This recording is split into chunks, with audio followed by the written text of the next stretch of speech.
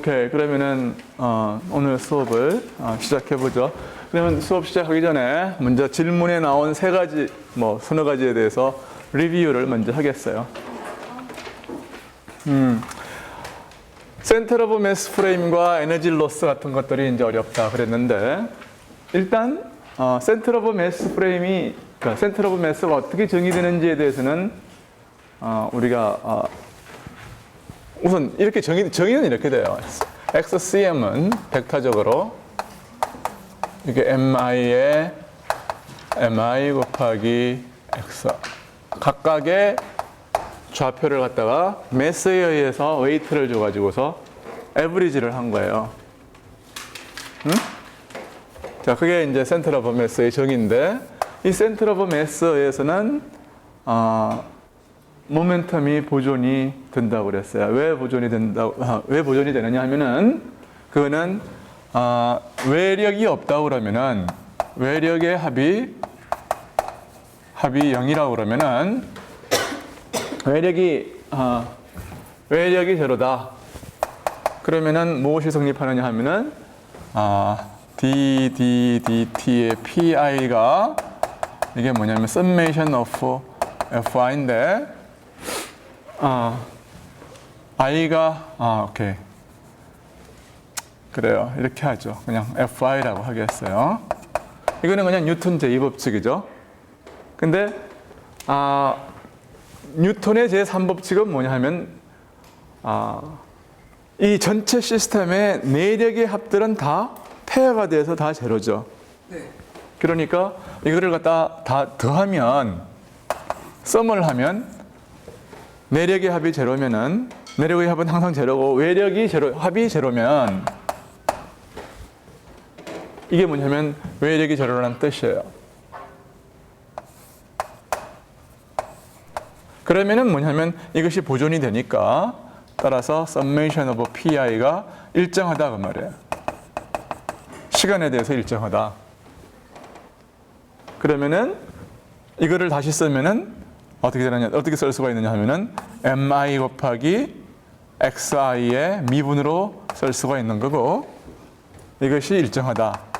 그런 이야기고, 이것은 다른 말로 말하면은 이걸 갖다가 전체 토탈 매스로 나눠주면 말이에요. 이것이 일정하다는 이야기고, 그렇죠? 그러니까 이것은 결국 이것이 뭐냐면 XI의 미분이 일정하다. 그런 뜻이에요. 그러니까 사실 질량 중심의 이 정의 자체가 이것으로부터 나온 거라요. 이 summation of PI를 뭐냐면 좀 더 한 입자의 전체적인 어떤 이 운동을 갖다가 말이에요. 이미 추상적인 한 점의 운동으로 나타내기 위해서 도입한 개념이 질량 중심이에요. 그러니까 센터 오브 매스 프레임이 왜 이렇게 정의됐느냐 하는 것은 이걸 갖다가 다시 이렇게 쓰기 위해서 그런 거다 그 말이에요. 이걸 갖다가 이렇게 쓰기 위해서 필요한 거다 그 말이에요. 교수님, 그런데요. 그 만약에 이런 이렇게 막대가 있는데 막대가 이렇게 떨어져요. 그런데 제가 만약에 이 막대의 모든 질량을 이게 다 균일한 밀도를 가지고 있던 가정하에 이 가운데 2분의 L 지점에다가 그러니까 센터 오브 매스에다가 이걸 다 고정을 시키거든요. 그럼 중력을 생각할 땐 그래도 돼요. 그러니까 유니폼한 중력이요. 네. 그런데 그 경우에서 만약에 그럼 여기서 관성 모멘트는 그럼 이때는 막대로 해야 돼요? 아니면 그냥 파티클로 해야 돼요? 관성 모멘트를 생각을 할 때는 문제를 자기가 풀 때에 어떤 한 점을 잡고 그 점에 대한 회전 운동을 생각을 해야 되거든요. 그러니까 문제는 어떻게 풀어도 되는데 그 문제에 맞게 푸세요. 예를 들어서 한쪽이 이렇게 매달렸다. 그러면 이렇게 이 점을 갖다가 중심으로 도는 것이 훨씬 더 편리할 것이고요. 그냥 양쪽 다 풀이다. 이렇게 되면은 가운데 점을 갖다가 중심으로 푸는 게 편리할 거라고요. 그러면 여기가 만약에 끝이 회전축이고 끝이 회전축이고 만약에 그냥 이게 막대가 이렇게 돌아간다고 했을 때 그냥 여기를 제가 여기 그 센터 오브 매스라고 그냥 가정해서 모든 질량이 여기 그냥 존재한다고 했어요. 예. 그럼 이때 이거를 그냥 고리로 해서 mr 제곱으로 해야 되는지 아니면은 이게 그 막대로 봐서 3분의 1 mr 제곱을 해야 되는지를 보면 아니 그거는 평행축 세어럼에 의해서 예. 주어진다고 그랬지 않습니까? 그러니까 임의의 한 점을 중심으로 해서, 그러니까 이 점이 아니라도 임의의 한 점을 갖다가 중심으로 원점으로 해서, 그렇죠? 네. 요걸 갖다가 중심으로 돌아가는 것은 이 센터 오브 매스를 중심으로 돌아가는 거하고 어떤 일정한 관계에 있다고 그랬어요. 그건 어떤 관계에 있다고 그랬습니까? 요걸 중심으로 해서 돌아가는 것을 I라고 그러고 요걸 중심으로 해서 돌아가는 것을 ICM이라고 그러면은 이거는 ICM 더하기 요 점으로부터 우리의 원점으로부터 센터 오브 매스가 떨어진 거리를 I라고 그러면은 플러스 R 곱하기 R 제곱에 M을 곱한 거라고 그랬어요. M은 뭐냐면 이 토탈 매스예요. 네, 그걸 얘기하는 게 아니라 이렇게 막대가 있으면 이렇게 떨어져요. 그럼 3분의 1 ml 제곱이고 회전축 여기 있으니까 관성모멘트가 3분의 1 ml 제곱이잖아요. 그렇죠. 근데 여기 있는 질량이 여기 있다고 여기 있는 점질량을 가정해가지고 회전 반경이 2분의 1 L이라고 했을 때랑 값이 다르니까 그게 왠지 물어보는 것 같은데요. 무슨 말인지 잘 모르겠어요. 그래비티를 생각을 할 때에는 네. 그래비티는 질량 중심에 다 있다고 생각해도 괜찮습니다. 그러니까 토크를 계산을 할 때에는 네. 그 질량 중심에 모든 그래비티가 있다고 생각을 하고 그래비티를 생각을 하세요. 그 다음에 이 점을 끝점을 중심으로 해서 돌린다 그러면은 토크를 계산하면 이것이 8의 길이가 되는 거고, 그렇죠? 그러면 힘이 얼마인지를 아는 거죠. 토크를 계산할 수 있죠. 네. 그렇죠? 그 다음에 이 점을 중심으로 하는 회전 운동이라고 하는 것은 I 알파는 토크로 돌아가는 것을 계산할 수가 있잖아요. 그리고 이 I를 계산을 할 때 뭐예요? 이렇게 계산을 한다 그 말이에요. 만약에 이 값을 알고 있다 그러면은. 근데 이제 여러분은 대개 이 값을 알고 있어요. 대개는 3분의 1이고 이걸 중심으로 하면 12분의 1이에요.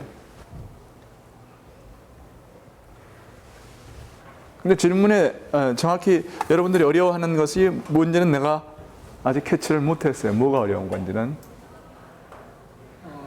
그냥 개념이 안 잡혀 있는 거죠, 그냥.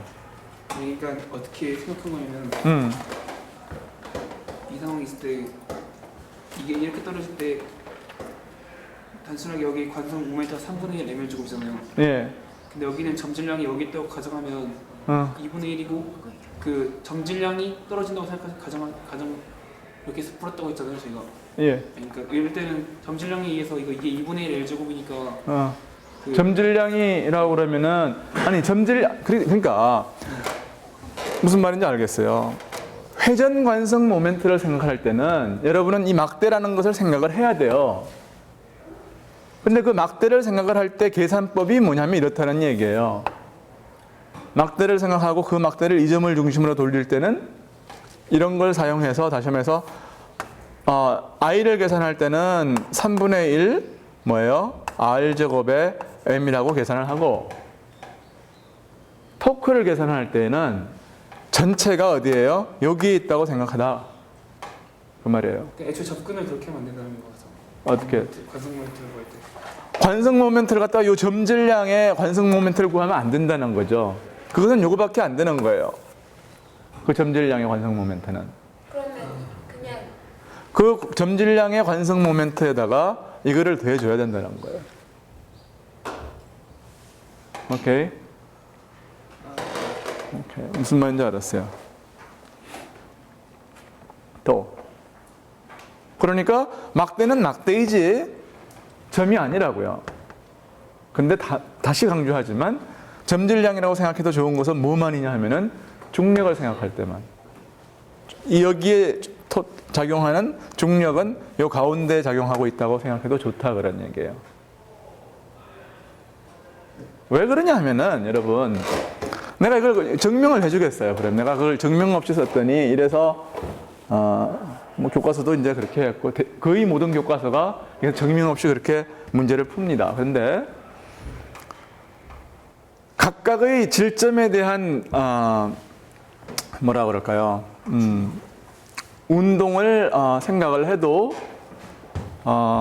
그렇게 우리가 고려를 할 수가 있어요. 그러니까 예를 들어서 한 점을 중심으로 해서 이 전체의 토크를 갖다가 어떻게 구할 수가 있느냐 하면 토크라고 하는 것은 각각의 질점에 작용하는 토크를 다 더하면 되는 거 아니에요.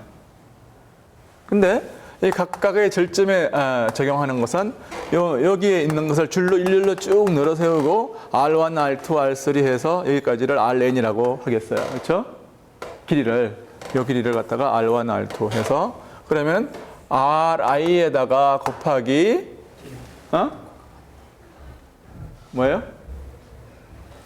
여기에 작용하는 중력일 테니까요. 그렇죠? M 곱하기 mi 곱하기 g 이렇게 될 거라고요. 이게 힘일 거 아니에요. right? 그 다음에 여기에 뭐냐면 이거하고 뭐예요? 이거하고 이루는 이 각을 갖다가 시타라고 그러면은 사인 시타를 하면 토크가 되는 거죠. 사인 시타가 되는 거죠. 그러면 이게 뭐냐 하면은 MIRI 이게 뭔가요? 이건 G 사인 시타는 공통이네요. 이건 뭔가요? 질량 중심 곱하기 토탈 마스라고요. 이게 곱하기 RCM이에요. 이게 G 사인 시타요. 이게 뭔가요? RCM 곱하기 MG 사인 시타가 MG가 토탈 뭐죠? 중력이죠? F 토탈 중력 사인 시타요. 이게 뭐냐 하면은 R 곱하기 이게 뭐냐 하면은 토탈 매스가 여기에 다 있다고 생각을 하고 여기에 준 중력이라 토탈 중력이라고 mg가 이게 mg예요. 이게 mg 그렇잖아요. 그게 증명이에요. 그러니까 토탈 이 유니폼한 중력 하에서 유니폼한 중력장 내에서는 그렇게 토크를 계산할 때는 그렇게 계산을 해도 된다고 말이에요. 그렇지만 우리는 왼쪽 계산은 뭐냐면 I 곱하기 알파를 계산해야 되잖아요. 토탈 그렇죠? 토탈 결국 뭐예요? I를 갖다 계산을 해야 되는데 이거 계산할 때에는 이걸 가지고 계산을 해야 된다는 거예요. 무슨 말인지 됐어요?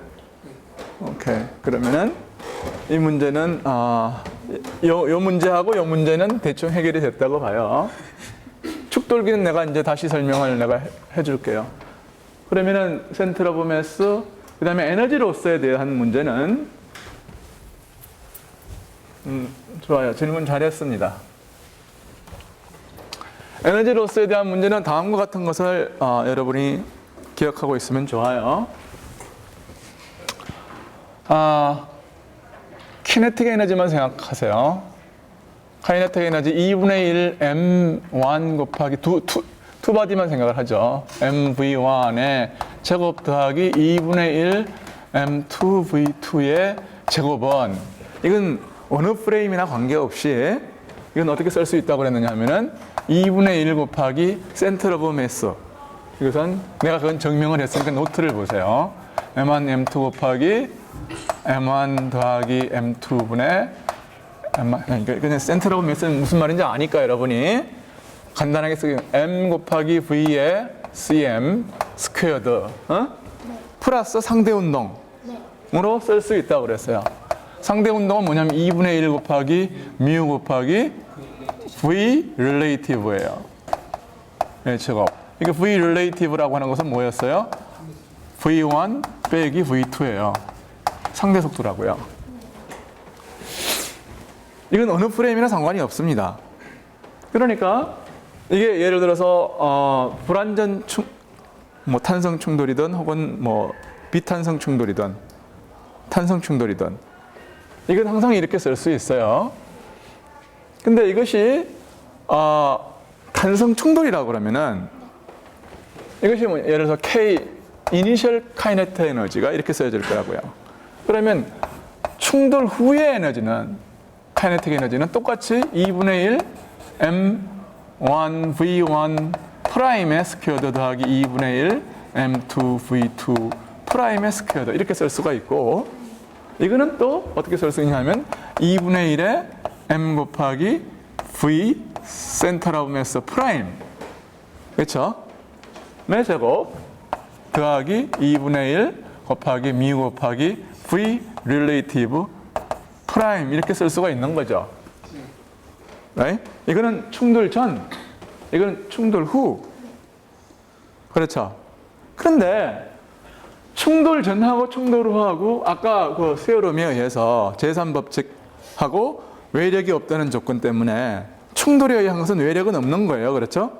그러니까 외력이 없기 때문에 뭐가 성립하느냐면은 VCM하고 VCM 프라임이 똑같다고요.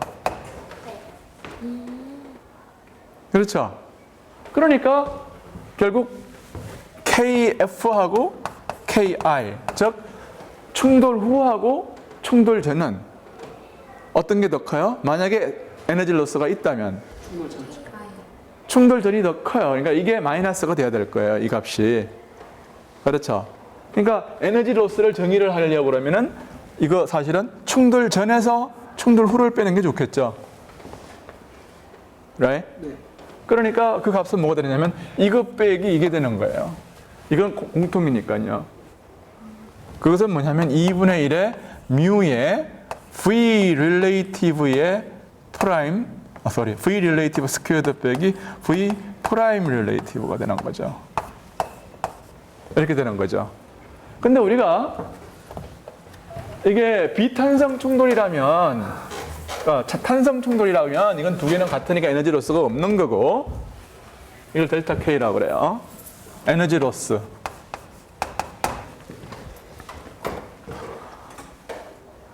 비탄성 충돌이라면 어떻게 되느냐 하면은 이 V 릴레이티브의 크기를, 프라임을 V 이니셜 릴레이티브의 크기에 비해서 얼마나 되느냐. 이 레이쇼를 뭐라고 그랬느냐 하면은 엡실론, 이것을 뭐라고 그랬습니까?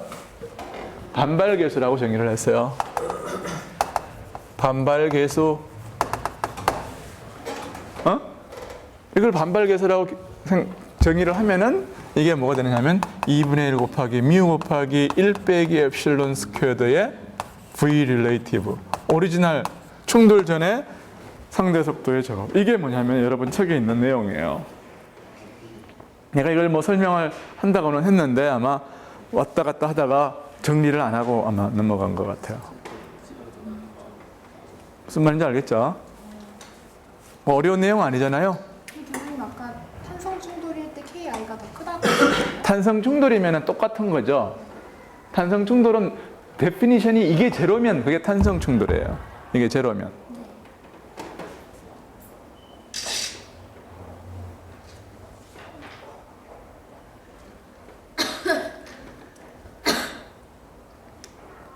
질문 있어요? 됐어요? 네, 됐어요. 오케이. 근데 그럼 그 충돌할 때 그 각속도가 바뀌는 경우도 비슷해요? 어떻게? 각속도 바뀌고 어떤 무슨 일이 일어나도 이건 다 성립하는 거예요.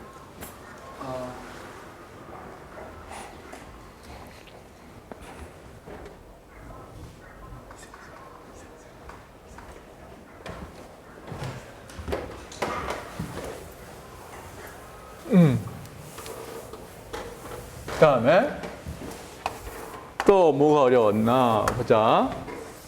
1에너지 정리, 쉬운 것부터 해결합시다. 1에너지 정리. 만약에 이게 머릿속에 안 박혔으면 역학을 헛배운 겁니다. 이거는 1에너지 정리. 이걸 모르면 안 돼요.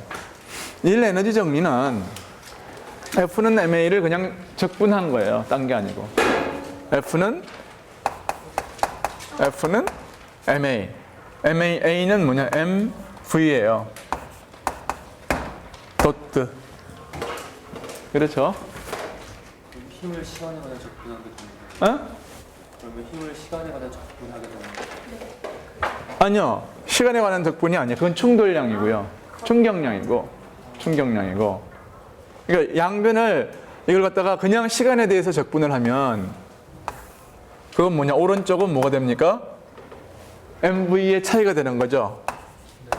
오른쪽은 MV의 차이. 다시 말해서 모멘텀의 디퍼런스예요. 이거는 충돌 전후에.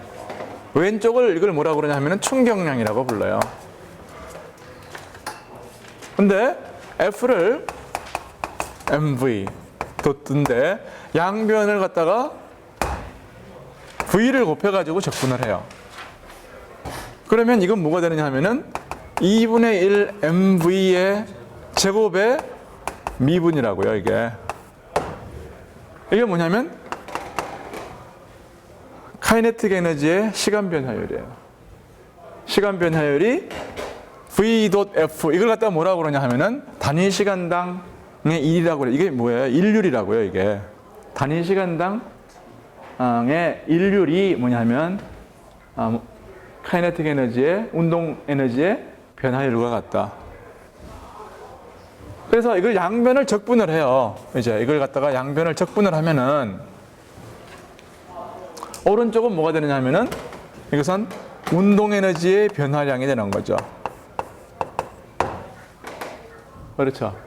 이것은 뭐냐 하면은 해준 일과 같아요. 이거는 왜 그러냐 하면은 이것은 V는 dx F의 dt고 이렇게 되잖아요. V.F를 시간 적분하는 거거든요, 지금. 그러면은 이거는 뭐와 같으냐 하면은 dx.F예요. 이게 뭐냐 하면은 입자가 그래요. 입자가 어떤 방향으로 이렇게 진행을 하고 있고 요것이 뭐냐면 dx고요. 힘을 어떤 방향으로 받으면서 요만큼 간 거거든요. 그동안에 요것이 뭐냐면은 그 일양이에요, 요것이. 이게 뭐냐면 dw의 적분이라고요. 그러니까 이게 뭐냐면은 해준 일이에요, 이게. 일을 다 적분했으니까. 그러니까 해준 일은 운동 에너지의 변화와 같다 하는 게 일 에너지 세럼이라고요. 오케이.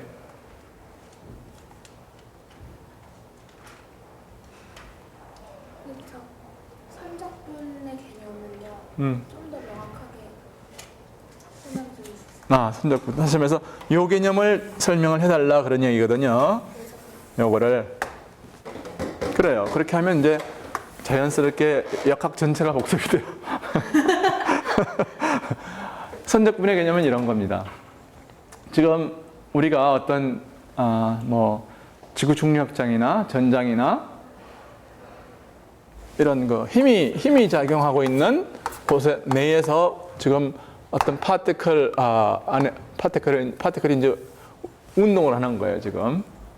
그럼 어떤 특별한 경로를 따라서 운동을 했다고 하죠. 그러면은 이 힘이 말이에요. 요 파티클에 얼마만큼의 일을 했느냐, 그거를 계산하고 싶은 거예요. 근데 그거는 이렇게 운동을 이렇게 할 때하고 이렇게 할 때하고 일반적으로 다를 거예요. 그러니까 이제 우리가 이렇게 했다고 하겠어요. 이렇게 했다고 하면은 이걸 어떻게 구하느냐 하면 힘의 어떤 거, 원래 일의 정의는 예를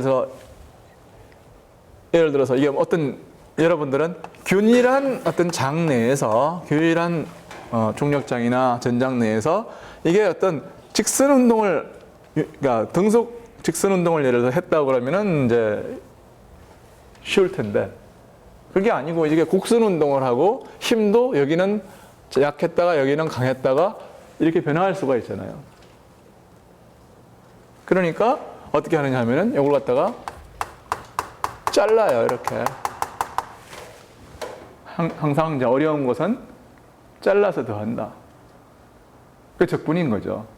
그러니까 여기 임의의 어떤 구간을 생각하는 거죠. 그럼 임의 구간에서 운동의 방향은 이 방향이고 힘은 이 방향이에요. 그러니까 이 힘이 이 구간 내에서 한 일의 양은 이 작은 구간 내에서는 이 구간이 충분히 작으면 이 일은 힘의 크기는 일정하다고 할 수 있는 거죠. 여기서부터 여기까지는. 그렇죠.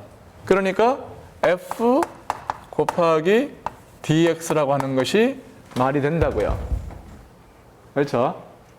이게 뭐냐면 dx고요. 요 거리가, 요 방향, 요 거리가 dx고, 요게 f예요. 그리고 이것은 뭐냐면 위치에 따라 변하는 어떤 양이죠. right? 그래 이걸 다 더한 거예요. 다 더해요, 이렇게. 그게 선적분이에요. C를 따라서의 선적분이 바로 그런 거예요. 그러니까 결국 그것이 이그젝트리 뭐냐면 1이란 말이에요. 토탈 1이요. right? alright. 이게 그 C를 쓰는 거는 그래서 결국 경로 의존 함수일 때만 C를 쓰고 경로에 의존하지 않는 보존력 같은 경우는 C를 안 써도 되는 거죠. 그리고 지난 시간에 이야기 안 했지만 아마 한 것도 같고 안 한 것도 같은데 중력장 같은 경우는 이게 보존장이에요. 내가 그걸 간단한 경우에 대해서 증명을 했잖아요. 그렇죠? 지구 주위에 균일한 어떤 장이 있을 때 그때는 이렇게 가나 똑같다고 그랬죠. 이렇게 가도 똑같다는 것을 내가 증명을 했어요, 간단하게. 근데 이것은 유니폼한 장이 아니라 하여튼 예를 들어서 뭐 R 제곱분의 1에 비례하는 그런 중심력 장, 일반적인 뉴토니언 포스에 대해서도 성립한다고요. 이게 일반적으로 중심력은 보존력이에요, 또한.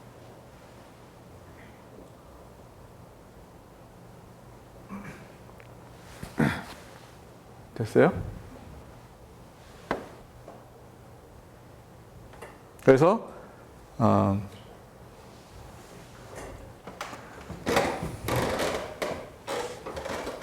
또 그러면 다 됐나요? 일 에너지 정리도 됐어요? 혹시 아까 질문한 사람 아직도 해결이 안 됐어요? 됐어요?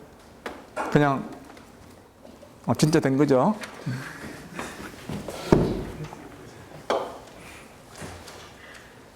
일 에너지 정리요. 예. 이거 한 번만 더 설명해 주시면 뭐예요? 저번 시간에 그럼 계산이잖아요. 계산을 반복을 해달라는 것은 개인적으로 찾아와요. 네. 똑같은 계산을 내가 리피트 하기엔 좀 그렇고요.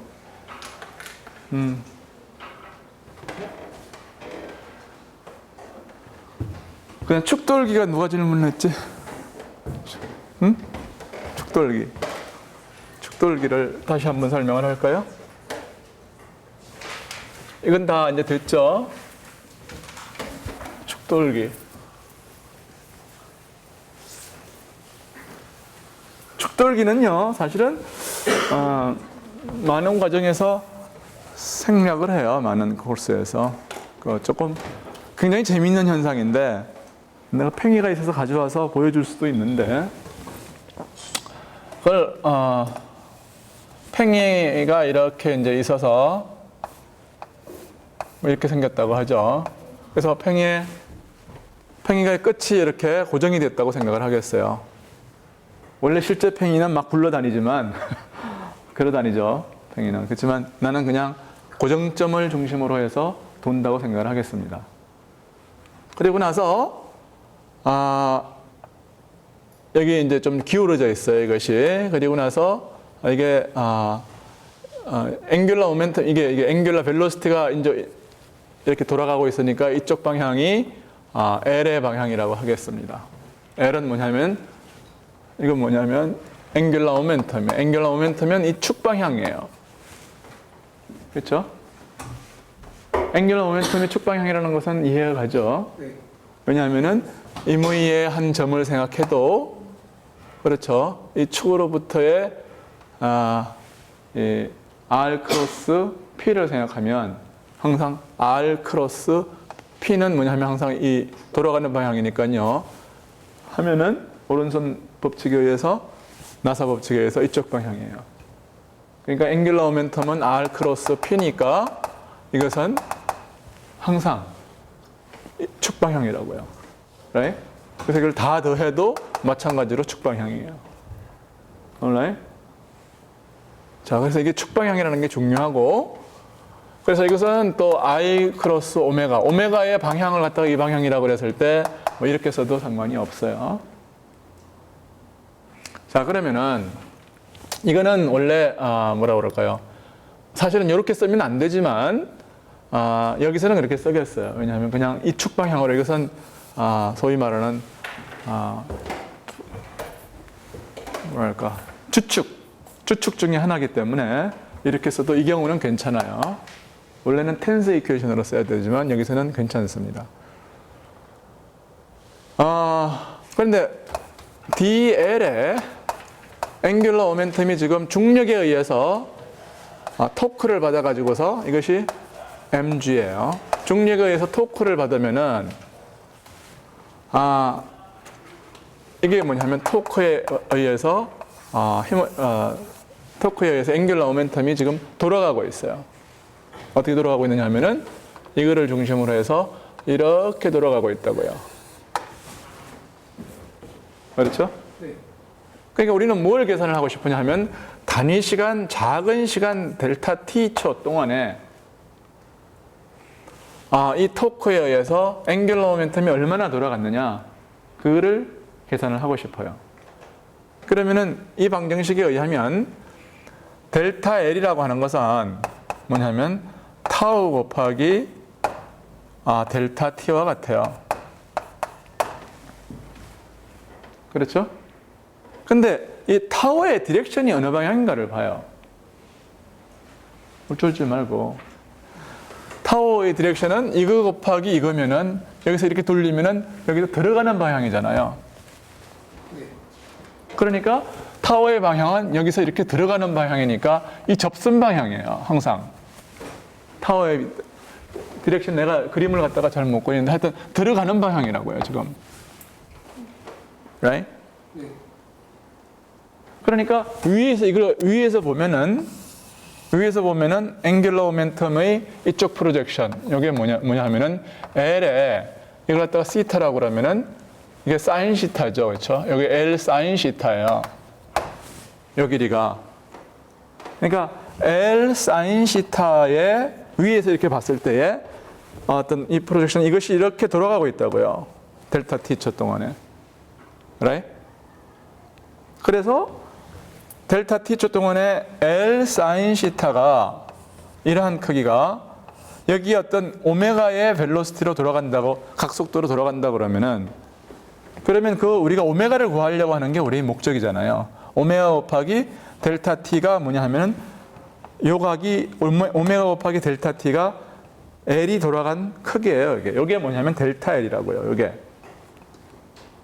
네. right?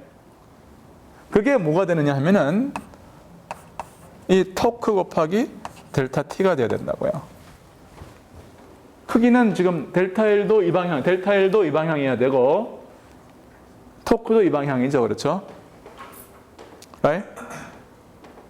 그래서 토크는 얼마였느냐 하면은 토크는 mg의 사인 시타 곱하기 이게 뭔가요? mg 사인 시타 곱하기 요 길이를 뭐라고 그럴까? r이라고 그러면은 r이에요. right? 곱하기 델타 t라고요. 그러니까 델타 t를 약분하면은 요거는 뭐냐면 요건 토크고 요건 토크의 변화량이고 요것은 델타 L의 변화량이에요.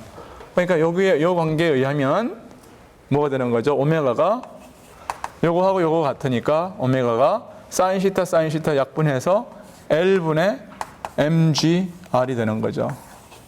이게 축돌기의 공식이라고요. 그래서 L이 얼마냐 하면은 L이 I 오메가이기 때문에 그렇죠? right? 네. 그래서 오메가에 반비례한다. 그래서 이게 오메가는 뭐냐면 요놈의 각속도거든요. 그러니까 빨리 돌면 축돌기가 천천히 진행된다 그런 뜻이에요.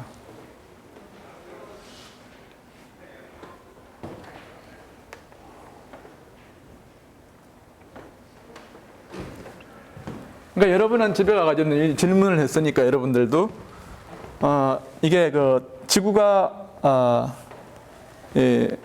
뭐랄까 공전 평면에 대해서 조금 기울어져 있잖아요. right? 그 효과로 인해서 지구도 프리세션 세차 운동을 해요.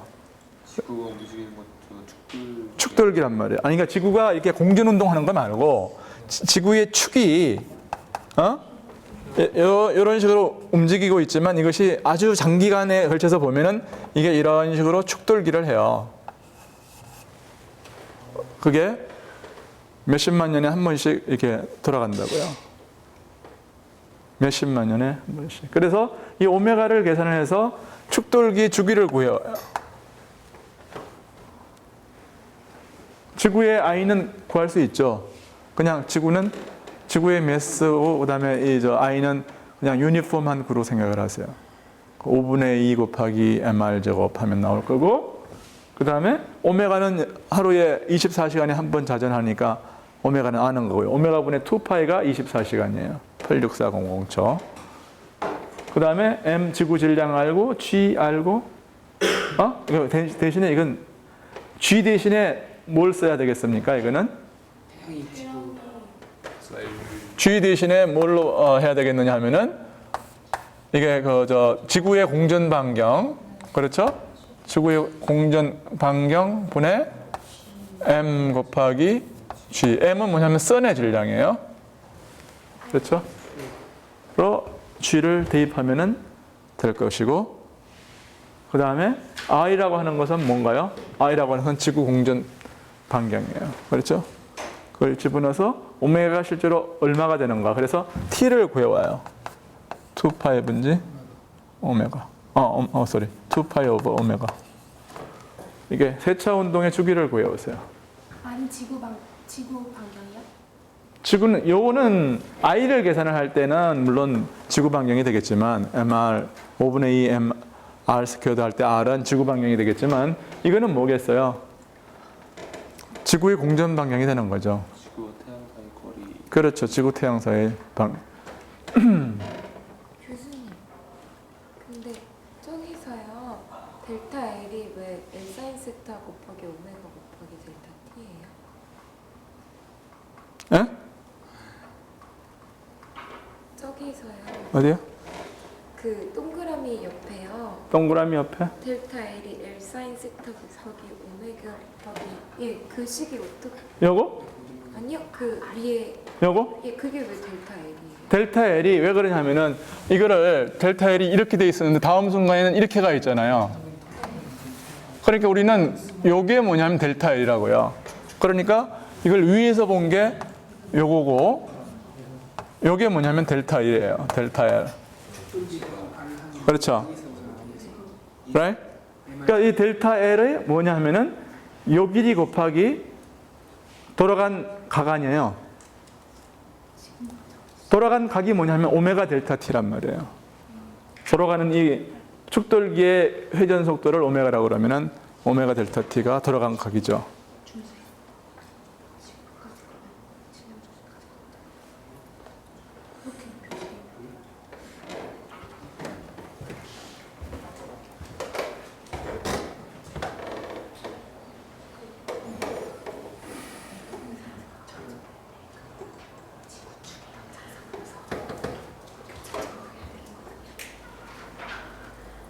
저렇게 만들었네.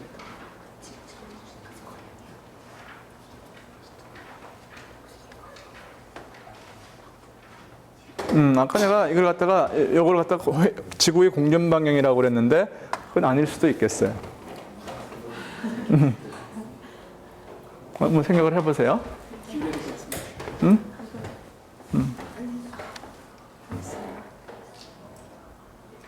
자, 이거는 어떻게 생각하느냐 하면은 지구가 이 공전 운동이라고 하는 것은 별 여기서 의미가 없거든요. 그러니까 지구가 이제 이만한 거리 떨어진 곳에서 이게 그냥 이렇게 돌아가고 있는 팽이라고 생각을 하세요.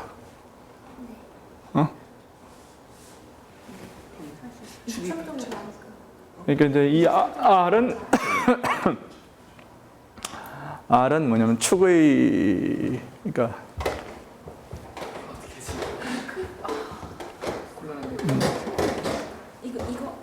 이건 뭐 지구의 이게 지구의 오히려 반경이 더 맞는 소리 같아요. 지구의 반경이 더 맞는 소리 같아요. 지구의 반경이 맞는 것 같아요. 응? 그냥 자전 반경 맞는 것 같아요. 자전하면서 축이 계속. 그러니까 한 게 더 가까운 것 같아요. 이제 왜 그러냐면 이게 모든 게 왜 생기느냐 하면은 이게 지구가 공전 평면에 대해서 만약에 이제 축의 방향이 수직이었으면 이 받을 일이 없단 말이에요. 그러니까 이게 돌아간 거니까 23.5도 기울어졌다는 것이 굉장히 중요할 것이고, 그래서 이제 그걸 한번 생각을 해봐요, 디테일을. 그래서 연구를 해서 한번 레포트를 제출을 해봐요. 시험 끝나고. 이 시험에 내진 않아요. 예. 이 시험 몇 개 출제했어요? 아니요, 아직 안 했어요. 그럼 원래 공부할 때는 학문을 공부할 때는 어머니 장벽이 있으면 안 되잖아요. 어? 예. 그러니까 시험은 한글로 내주시면 돼요. 시험을 한글로 내줄게요, 그러면.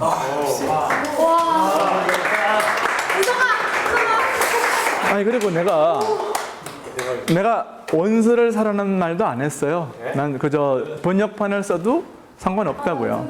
저는 원서를 반드시 사야 된다고 생각해요. 누가 그래요?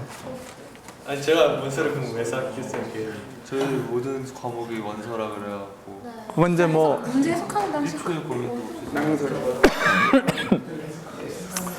모르겠어요. 나는 그게 그 영어 강의에 대해서 별로 그렇게 찬성하지 않습니다. 저는 결사 반대합니다. 저는 반대예요. 그냥 찬성하지 않는 게 아니라 왜냐하면은 1학년 때는 굉장히 개념을 많이 배워요. 여기서 배우는 개념은 여러분이 중고등학교 6년 동안에 배우는 것보다 더 많이 배운다고요. 근데 그거를 개념을 공부해야 되는 1학년 때에 괜히 그 언어라는 장벽까지 얹을 전혀 필요가 없는 거예요. 2학년, 3학년 올라가면은 1학년 때 배운 개념에다가 수학만 얻는 거기 때문에 그때는 뭐 영어 강의를 해도 이제 괜찮을 텐데 그렇게 해도 학생들은 어려워하더라고요. 그래서 내가 열물리 강의를 한번 했는데 1학기 때 영어 강의를 하다가 2학기 때는 학생들이 원해서 이제 한국어 강의를 했는데 강의가 완전히 달라진 것 같아요. 똑같은 사람이 강의를 해도 그래서 쓸데없는 일이에요. 영어는 영어로 공부를 해야지 왜 그 물리를 가지고 영어를 할 이유가 없잖아요.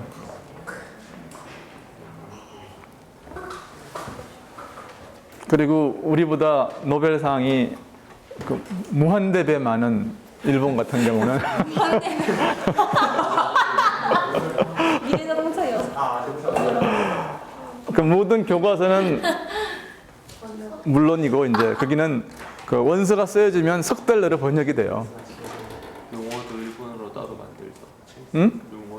용어도 한자를 일본어로 따로 만들죠. 뭐 하여튼 자기들 나름대로 다 따로 만들어요.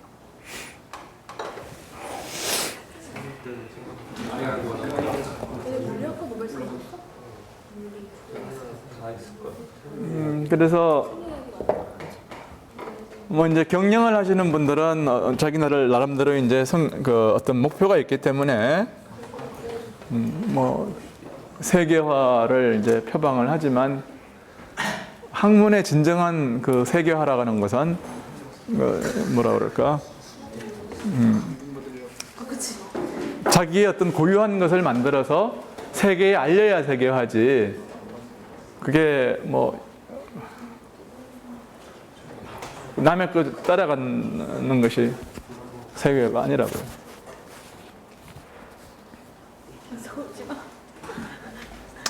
alright. 그러면 다 했어요. 리뷰 다 끝났죠. 그래서 오늘 시간이 별로 안 남았기 때문에 케플러의 일법칙을 증명하는 것은 시간 관계상 그만두고요. 재미있는 부분을 그러니까 좀 이야기를 하겠어요. 암흑물질에 대해서 배우겠습니다. 암흑물질.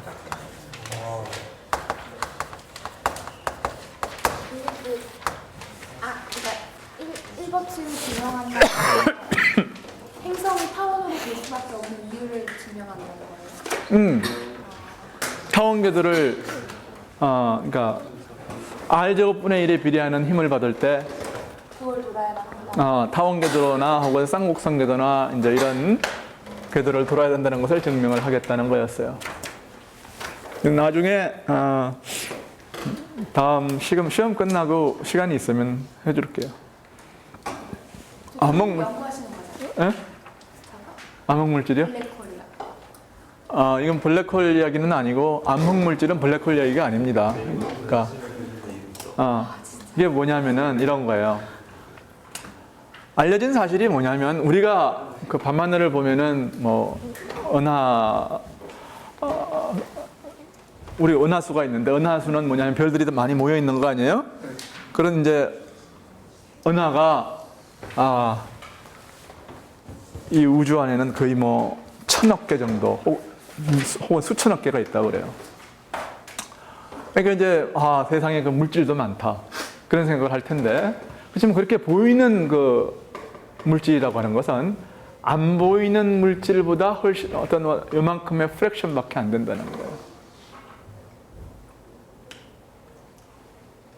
그러니까 보이는 물질은 안 보이는 물질에 그러니까 암흑물질이 그러니까 우주 전체의 어떤 그 운동을 지배하는 그러니까 그래비티의 어떤 소스가 뭐냐면은 에너지나 질량인데요. 그 에너지나 질량의 전체 소스에 그러니까 보이는 물질은 한 1% 내지는 기껏해야 한 5%밖에는 안 된다는 거예요. 그리고 이 암흑물질이 한 3% 정도 돼 있고 그 다음에 암흑 에너지라는 게 한 75% 된다고 해요. 암흑 에너지. 이게 암흑물질. 이건 물질은 물질인데 보이지 않는다. 그래서 암흑물질이라고 그러고 그렇게 많은 물질도 그 1000억 개나 되는 은하수를 다 합쳐도 은하를 갖다 다 합쳐도 이거는 해봐야 1% 내지는 5%. 이게 뭐 다 합치면 지금 여기는 2% 하면 퍼센티지가 많네요. 그러니까 굉장히 작다. 그러니까 우리는 우주 전체의 질량의 뭐 한 1%밖에는 지금 못 보고 있는 거예요. 그게 이제 뭐 해야 되느냐. 도대체 이게 도대체 뭐여야 되느냐 하는 이제 그 굉장히 빅 퀘스천이 있는 거죠. 이 우주 질량의 어떤 물질로서는 한 대부분을 차지하는 이 암흑물질이 뭐냐. 그게 이제 물리학의 굉장히 큰 퀘스천 중에 하나예요. 그리고 이 암흑물질이라고 하는 것은 어쩌면은 우리 주변에도 있는데 우리가 디텍트를 못하는 건지도 모르죠. 왜냐하면 내가 칠판을 갖다가 만질 수 있고 볼 수 있는 이유는 뭔가요? 우리가 이 칠판하고 빛을 통해서 인터랙션 하고 있기 때문에 그런 거 아니에요? 만지면은 뭐예요? 눈을 감고 만져도 있는 것은 뭐냐면 여기에 있는 엘렉트론과 내 손에 있는 엘렉트론의 반발력 때문에 그렇죠? 그 힘을 느끼기 때문에 다시 말해서 상호작용 때문에 이 칠판이 있다는 걸 우리가 느낄 수가 있다고요.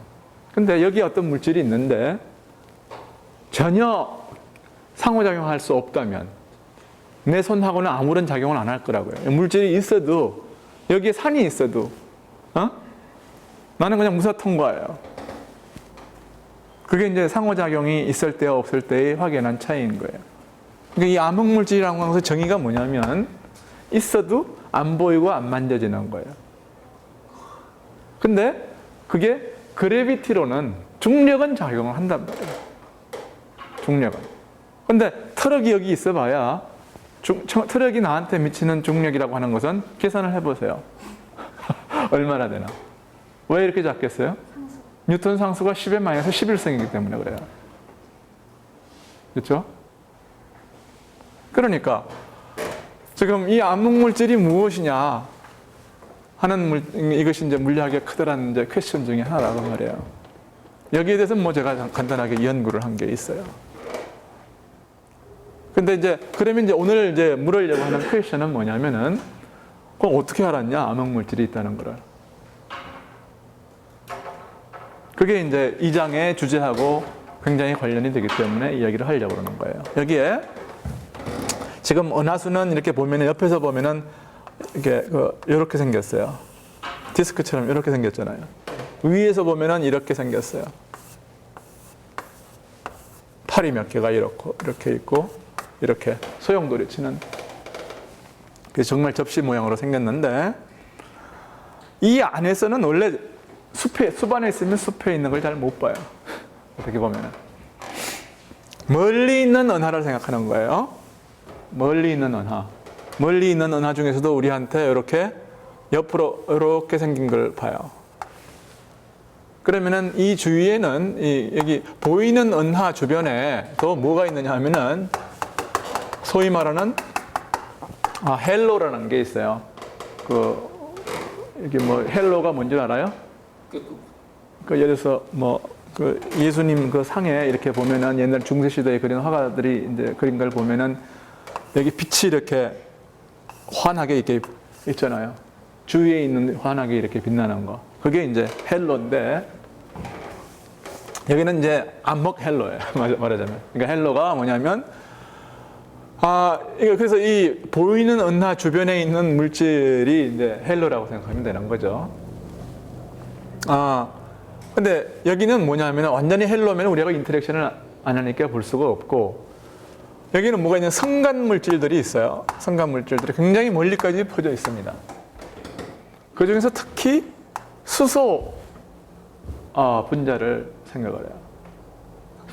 수소 분자에는 이놈은 뭐냐면 수소 원자만 해도 되겠어요. 수소 원자.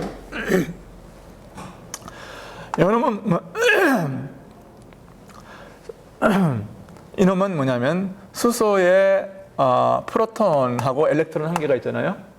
그러면 이 프로톤의 이 스핀하고 이 엘렉트론하고 서로 상호작용을 해가지고 내는 소위 말하는 21cm 하이퍼파인 스플리팅 때문에 나오는 21cm 파가 있어요. 21cm 파. 그러면은 21cm 파를 가지고서 이것이 우리는 이렇게 보는 거니까 예를 들어서 이런 식으로 회전을 하고 있으면은 얘가 일로 안 떨어지는 이유는 회전을 하고 있기 때문에 안 떨어지는 거니까요. 이렇게 올 경우에는 뭐냐면은 소위 말하는 도플러 효과 때문에. 도플러 효과가 뭔지 알아요? 나중에 다시 배우겠지만 안다고 생각을 하고 이렇게 오면은 파장이 짧아지죠. 이렇게 가면은 파장이 길어져요. 그러니까 파장이 얼마나 21cm 파라는 것을 우리가 알고 있으니까 21cm가 얼마나 짧아지느냐 혹은 길어지느냐 그걸 보고서 속도를 갖다가 디텍트 해낼 수가 있어요. 그래서 람다분의 델타 람다 이 21cm의 어떤 프랙션이 얼마나 줄어드느냐 하는 것은 이 빛의 속도분의 얘가 돌아가는 속도예요. 공전 속도예요. 이거에 의해서 델타 람다 다시 말해서 파장의 변화를 갖다가 우리가 측정을 하면은 속도를 측정할 수가 있어요. 오케이. 그런데 지난 시간에 배운 걸 우리가 써먹으면 어떻게 됩니까? R분의 V 스퀘어드가 얼마라고 그랬어요? V는 뭐냐면은 케플러에 의한 로가 뭐냐면은 R분의 GM이에요. 그렇죠? 다시 할까요? 이 안에 있는 어떤 매스가 이게 매스가 다라고 그러죠. 그러면은 이런 것은 그냥 대충 9라고 보고 R 제곱분의 GM이 R분의 MV의 제곱이니까요. MM 지우면 그럼 이게 여기서 V를 읽을 수가 있는 거죠. 근데 만약에 여기도 안에 물질이 쭉 있다고 그러면은 그럼 그때 배운 거 다시 써먹어요. 이 안에 이 궤도 반경 내에 있는 것만 생각하고 궤도 반경 밖의 건 생각할 필요가 없는 거죠. 그러니까 이것을 R 디펜던트한 글이 R 안에 있는 토탈 매스라고 생각하면 될 거라고요. 그렇죠? 그러면 여기에 의하면 V는 스퀘어 루트 R 분지 GMR이에요. 만약에 여기 아무것도 없다고 생각하면은 M은 뭐냐면 이거의 매스밖에 아니니까. 그러면은 이건 어떻게 생겼느냐 하면은 이 속도를 측정을 하면은 그렇죠? 이런 식으로 스퀘어 루트 오브 R에 비례해 가지고서 거리가 멀어지면은 떨어져야 되는 거예요. 졸지 마. 어? 그렇죠? 이게 케플러리안 비헤이비어예요. 근데 사람들이 이걸 재보니까 이렇게 안 생겼어요. 이렇게 안 생기고 이게 보이는 부분이고 이쪽은 이제 안 보이는 부분인데 이렇게 떨어져야 될 곳에서 속도가 여기서 올라가 가지고서 떨어지지를 않아요. 이렇게.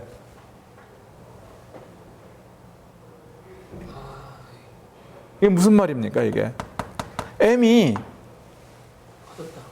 계속해서 여기 바깥으로 갈수록 계속 커져줘야 된다는 거예요. MR이 R에 비례해서 계속 커져줘야 이게 뭐냐면 속도가 유지가 될 수가 있는 거죠. 여기 있는 이 공전 속도들이 유지가 될 수 있는 거예요. 근데 아무리 찾아봐도 여기는 아무것도 없거든요. 그러니까 이제 이걸 갖다가 이제 다크매터라고 불러요. 이게 다크매터가 존재하는 가장 큰 이유 중에 하나예요. 직접 집어볼 수 있는 거죠? 응? 물선을 보내고 집어볼 수 있는 거죠? 안 보이는 거죠. 그러니까 사람들은 모르죠. 이제 어떻게 보면은 있는 예를 들어서 목성 같은 경우가 있으면 어떻게 되느냐? 목성은 빛을 안 내니까.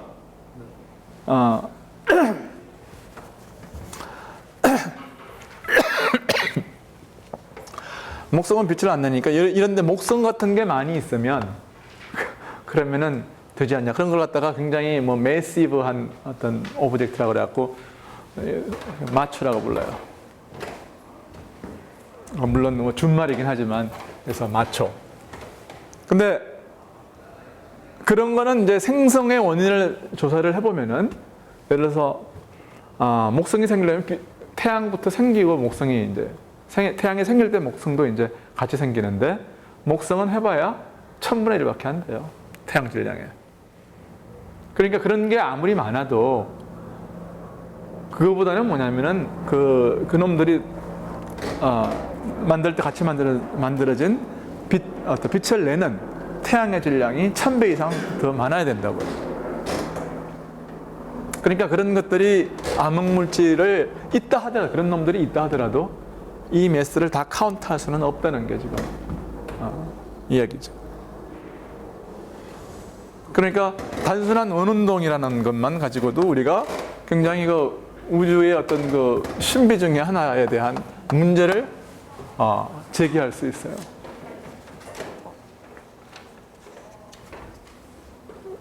오케이. 그 다음에 이런 거 말고도 이게 은하는 또 1000억 개가 모이면 하나의 은하단이 돼요.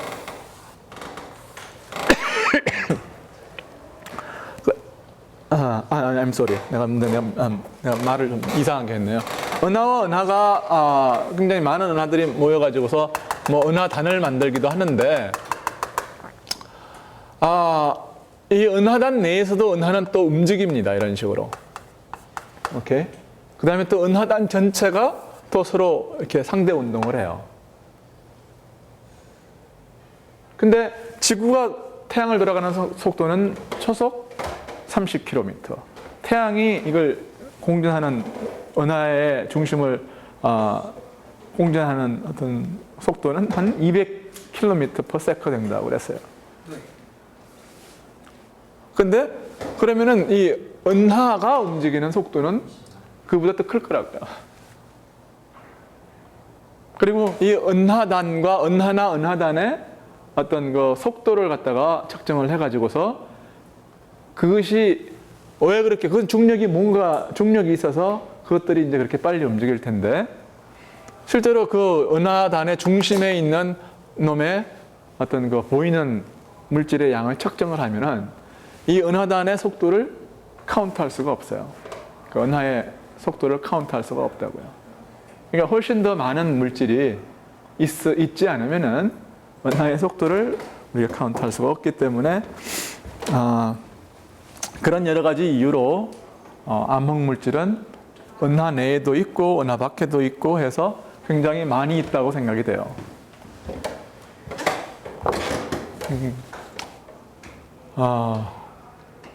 그래서 이제 그게 이제 암흑 물질에 대한 이야기였어요. 그다음에 소소한 얘기를 좀 할까요? 그러면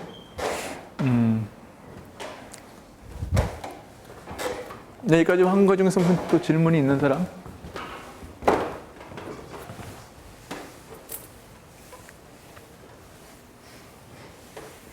또 여러분 중력 렌즈 이야기도 나오는데 나중에 중력 렌즈 이야기는 상대론을 배운 다음에도 이제 우리가 할 수 있는 얘기인데 중력이 있으면 빛이 지나가다가 꺾인다고요. 왜냐하면은 빛도 뭐 에너지가 있잖아요. 에너지는 질량과 등가니까요. 그러니까 중력 질량을 가지는 거예요. 그러니까 빛이 꺾인다고요. 그래서 이 빛이 꺾이는 걸 이용하면 결국 뭐냐면 물질은 무슨 역할을 하냐면은 볼록 렌즈의 역할을 하는 거예요. 포커싱하는 이펙트를 가지는 거죠. 그래서 예를 들어서 여기 있는 천체가 있는데 천체나 혹은 뭐 굉장히 밝은 퀘이사나 어떤 천체가 있다고 그래봐요. 그러면 이놈이 여기 굉장히 무거운 어떤 놈을 갖다가 예를 들어서 이렇게 해서 이쪽으로 빛을 내자면 이쪽으로 내고 다 빛을 내겠죠. 근데 이렇게 나간 빛이 꺾여가지고 우리한테 못 올 빛이 오잖아요. 여기에 우리가 지구가 있다고 그러면은 지구는 뭐냐면 이 빛이 어디서 온다고 생각을 하냐면 여기 있다고 생각을 하는 거예요. 전체가.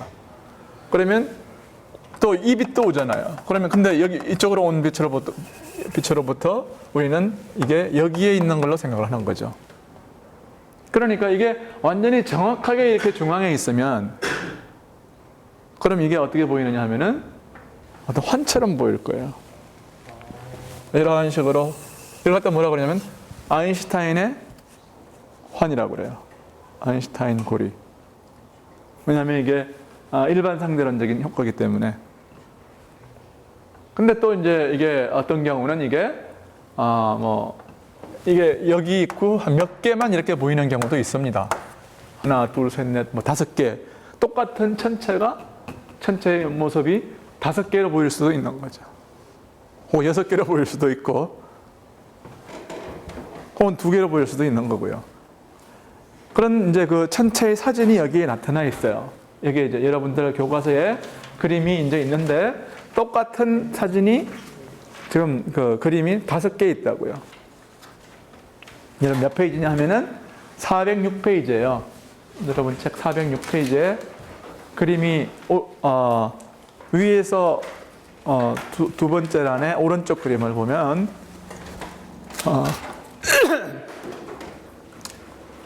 그러니까 왼쪽 그림은 이 환을 나타내는 거고 오른쪽 그림은 똑같은 천체가 5번 나타나는 걸로 되어 있어요. 그러니까 이런 것들이 이제 중력 효과예요. 중력의 효과입니다. 중력의 효과가 중력 렌즈라는 현상을 만들어낸다. 그래서 이 중력 렌즈를 가지고 또 어떤 안 보이는 물질에 물론 중력 렌즈도 뭐 빛을 가지고 보는 거긴 하지만 그 빛이 꺾이는 이유 같은 것들이 전부 다 중력만에 의해서 결정이 되기 때문에 물질의 분포를 조사할 수가 있어요. 중력 렌즈를 가지고서.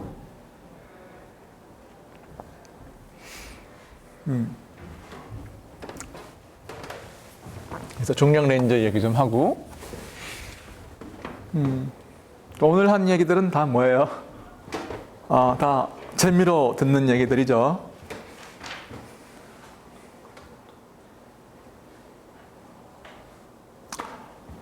그 다음에 또 재미있는 현상은 현상이라기보다는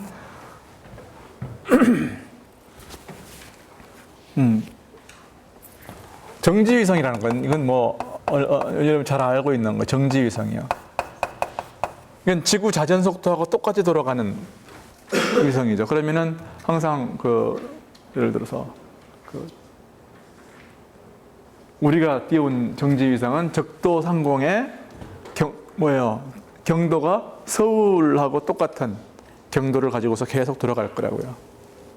그러면 우리는 뭐를 알 수가 있느냐 하면은 이 정지위성의 궤도를 우리가 알 수 있어요.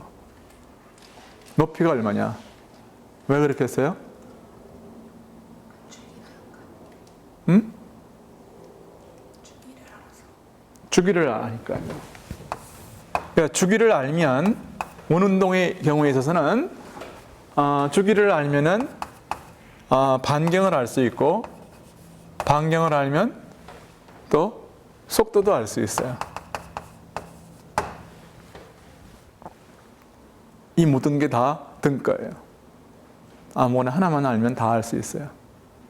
예를 들어서 주기 반경의 관계가 이게 뭡니까? 케플러 제3법칙이에요. 그렇죠? 그러니까 이것은 t제곱 오버 a의 3성이 이게 뭐라고요?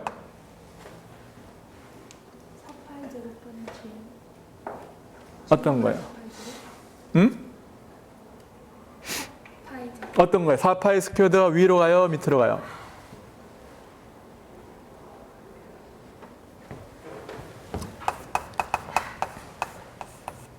GM 확인을 해보세요.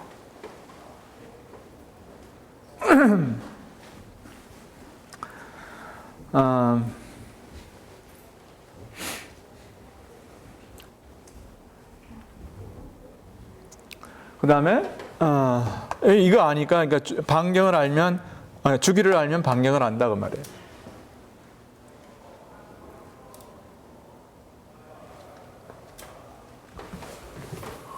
그 다음에 에너지라고 하는 것은 또 재밌는 게 에너지가 크면 클수록 토탈 에너지가 크면 클수록 어떻게 되나요?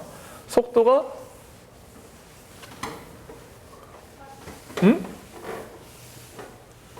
속도가 어떻게 돼요? 늘어나요? 줄어들어요? 토탈 에너지가 토탈 에너지가 늘어나면 E는 뭐냐면 2분의 1 mv의 제곱 빼기 r분지 gmm이에요. 그렇죠? 근데 원운동을 한다 그러면은 이게 얼마냐면은 원운동이면은 이게 뭐 어떤 관계 있느냐 하면 r분지 r제곱분의 gmm이 r분지 mv 스퀘어드가 성립하기 때문에 이거를 갖다 하나 지우면 2분의 1이 2분의 1 이게 된다고요. 그러니까 이게 뭐가 되느냐 하면은 2가 마이너스 2r분의 gmm이에요.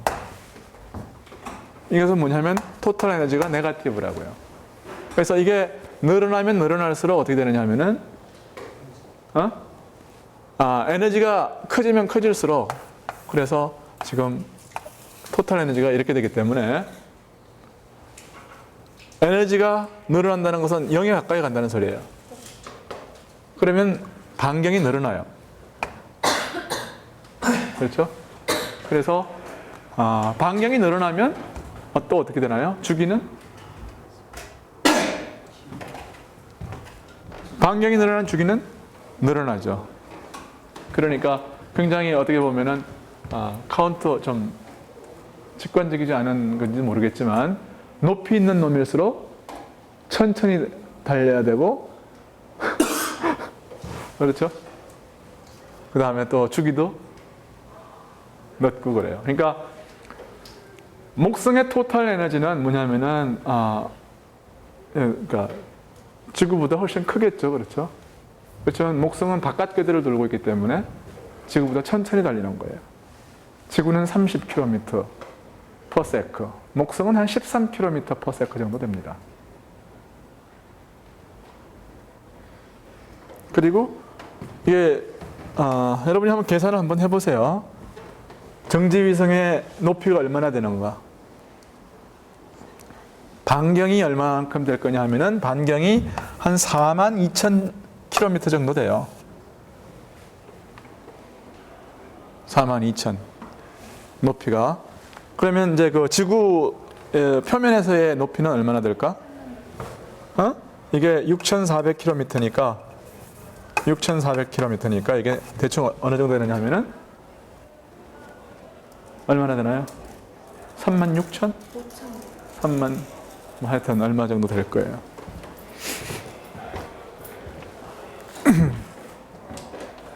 그래서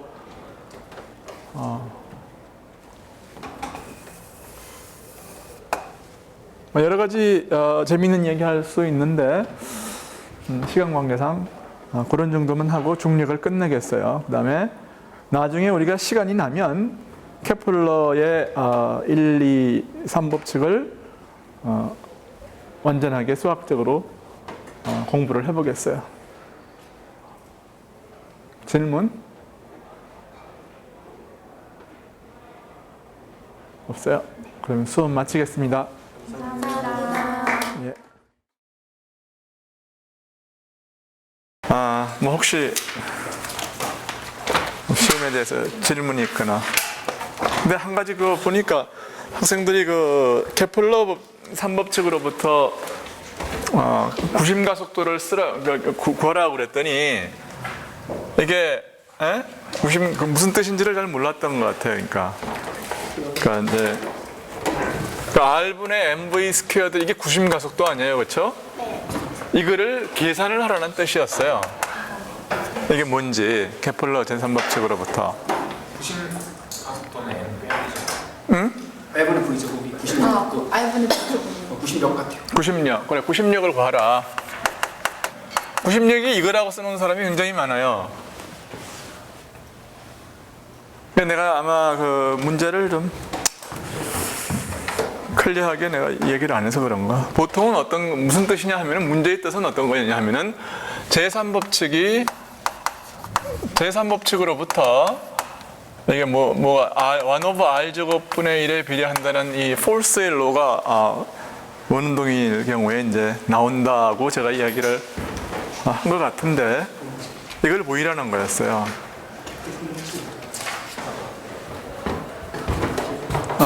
근데 그거를 그 다음에 또 하나는 여러분들 이건 그 오랄 시험이니 이런 거 굉장히 잘 나와요. 혹시라도 어디 가서 기본적인 것을 내가 물었었는데 이게 그 낙하의 법칙을 설명을 하라고 그랬잖아요. 근데 다들 어떻게 했느냐 하면은 어떻게 했나? 이게 다 mg는 뭐 ma 그래서 m이 다 캔슬된다. 그래서 그렇게 써놓은 사람이 많아. 근데 이제 내가 원하는 것은 낙하의 법칙이 왜 성립하느냐 하면은 중력 질량하고 관성 질량 사이의 등가성을 묻는 거였어요. 그렇게 쓴 사람 손 들어봐요. 수업 들을 때 번뜩 했던 건데 망했다. 낙하의 법칙이 왜 성립하느냐 하면은 중력 질량하고 이게 뭐예요? 관성 질량 사이의 등가성 때문에 그렇다. 낙하의 법칙 이걸 가정을 하면 이게 나오는 거고 이거를 받아들여서 이것을 뭐냐면 낙하의 법칙을 이 중력 질량과 관성 질량 사이에 어떤 그 등가성의 에비던스로 볼 수도 있습니다. 그래 몇 가지 이제 내가 아주 기본적인 거를 내가 점수를 여러분들한테 나는 주려고 냈는데 이상하게 좀 클리어하지가 않았던 것 같아요. 집에 가서 이걸 다시 해보세요. 이 두 가지는 여러분들의 그 오랄 테스트에 잘 나와요. 개념을 묻는 문제들 있잖아요.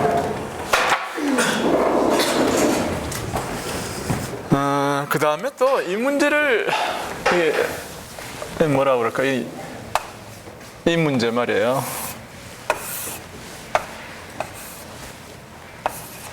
이거를 이렇게 진자의 문제. 이 진자의 문제가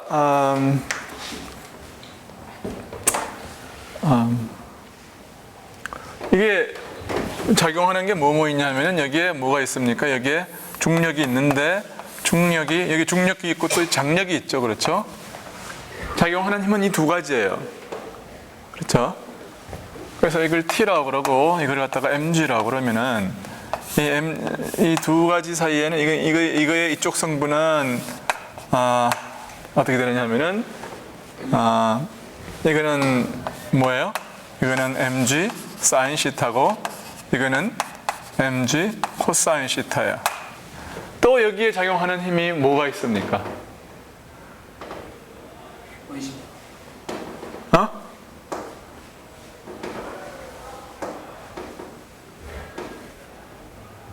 내가 이거를 이 문제를 갖다가 내가 좀 혹시 헷갈릴까봐 1A번 문제를 그렇게 줬었어요. 가속도를 갖다가 R 도트를 계산을 해라. R 도트를 계산을 하면 여러분들이 이게 이쪽 성분하고 이쪽 성분을 갖다가 쓰면은 R 햇에 플러스 그다음 시타 햇 성분이 나와요. 그렇죠?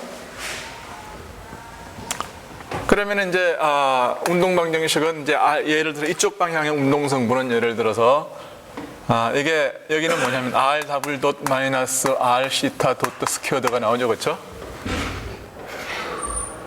그래? 그래서 이것이 뭐가 되는, 이것은 뭐 내가 잘 기억이 안 나는데 시타 도트 R 도트 플러스 R 시타 더블 도트 뭐 이렇게 되던 거예요? 그럴 거예요. 그래서 이쪽 성분의 이 힘을 갖다가 우리가 이쪽 방향을 R의 방향이라고 그러면은 F는 MA니까 R 더블 도트가 이게 F일 거예요. 이거의 양변에 뭐예요? R 햇 성분을 우리가 취하면 그러면 뭐가 되느냐 하면은 M 곱하기 R 더블 도트 마이너스 R 시타 도 스퀘어드가 될 거라고요. right? 그래서 이것이 이쪽 방향인 mg 코사인 시타 마이너스 t가 될 거예요. right? 그래서 이건 여기에서 이제 운동을 하니까 R은 지금 꼼짝 안 하죠. 그러니까 R이라고 하는 것은 R 도트는 지금 제로예요. 그렇게 되도록 T를 만약에 이 조건을 주면은 T가 결정이 되는 거라고요.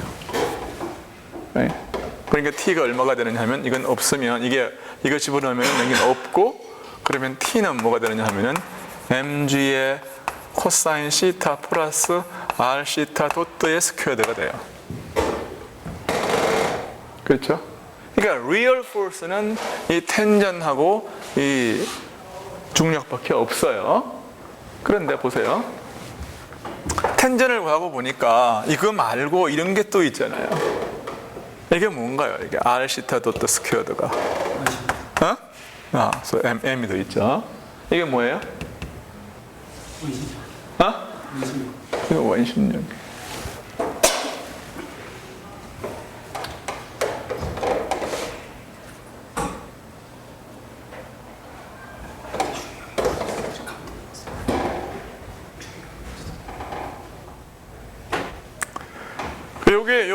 요게 뭐냐면 요건 90력이에요. 요것이 90력이고 이 90력이 뭐냐 하면은 이것과 차이가 같다 그런 얘기. 혹은 이걸 갖다 이쪽으로 옮기고 전체를 이쪽으로 옮기면은 그게 이제 R 시타 도 스퀘어드가 90력으로 생각할 수가 있는 거죠. 그래서 여기에는 결국 무슨 힘이 작용하는, 여러분 이 텐전이라고 하는 거는 뭐가 됩니까 이게? 텐전이라고 하는 거는 결국 이쪽 방향의 중력과 그 다음에 원심력이 합으로 쓰여질 수 있어요. 근데 이게 여러분은 이 문제를 갖다가 뭐 중학교, 고등학교 때부터 계속 이걸 반복적으로 배웠는데 이 문제 제대로 푼 사람 손 들어봐요. 어?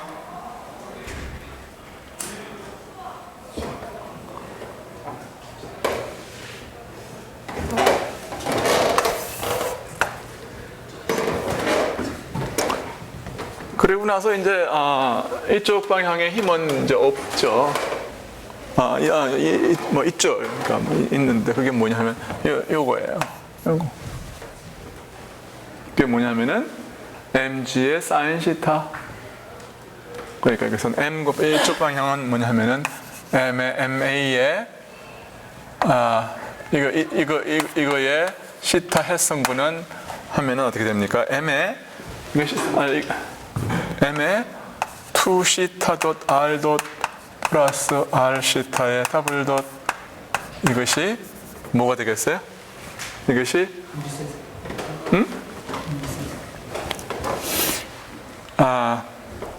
이게 마이너스 mg sin 시타가 되는 거죠. 왜 마이너스 mg 시타인가요?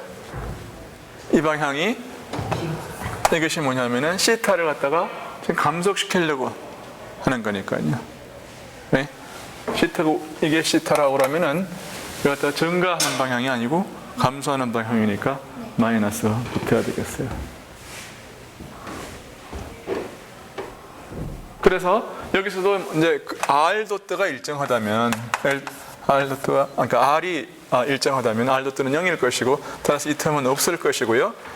이것이 뭐냐면 운동 방정식일 거예요. 그래서 R이 뭡니까? 여기서는 R은 이 길이 L로서 일정할 거예요. 그래서 ML R은 지금 L이죠. 그러니까 L 시타의 도트가 마이너스 G 사인 시타가 되고 따라서 L을 나누면은 여러분이 이걸 갖다가 이제 포인트는 뭐였어요? 이것이 마이너스 G 오브 L의 사인 시타는 뭐냐면 시타가 작을 때에는 포도로서 레디안으로 쓸 때에 이것은 사인 시타는 시타와 같아요. 그리고 나니까 이게 뭐냐 하면은 단진동 방정식하고 똑같은 거죠. 이것이 마이너스 오메가 제곱 시타라고 그러면 우리는 이 방정식의 해가 코사인, 사인이라는 걸 안다고요. 그렇죠? 즉, 고로 시타는 이거 뭐 시타 제로 코사인 오메가 t가 되는 거예요. 여기서 오메가는 뭐냐 하면은 스퀘어 루트 오브 g 오브 l이 되고 주기는 뭐예요? 2파이 오브 오메가가 돼서 이것이 여러분이 잘 알고 있는 방정식 g 분지 l이 나와요.